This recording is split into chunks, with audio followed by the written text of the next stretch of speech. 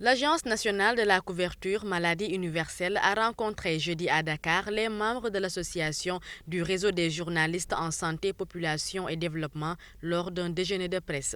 L'objectif est de partager avec les journalistes l'état des lieux du programme, les innovations ainsi que les défis. Ce que nous avons constaté, c'est que nous avons bien travaillé, mais nous avons besoin d'agir sur la réorganisation du cadre institutionnel, en nous impliquant davantage, en tout cas au niveau de l'assurance maladie, plutôt que d'être des superviseurs. Nous avons besoin de réorganiser nos partenaires qui sont les mutualistes. Les poules sont nombreux, donc il y a une fragmentation. Il faut faire en sorte qu'on puisse en tout cas les ramener à une dimension acceptable, c'est-à-dire des mutuelles départementales.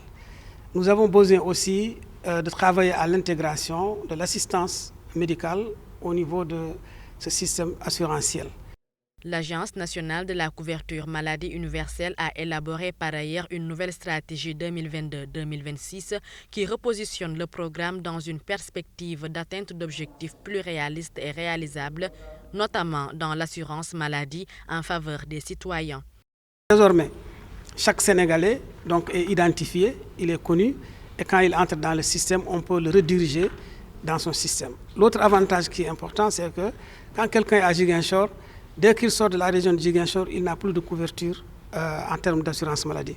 Mais avec les cartes individualisées, donc qui sont des cartes biométriques, il est possible qu'il soit à Dakar, qu'il tombe malade et qu'il soit traité directement et que sa facture aille instantanément au niveau de son système d'assurance.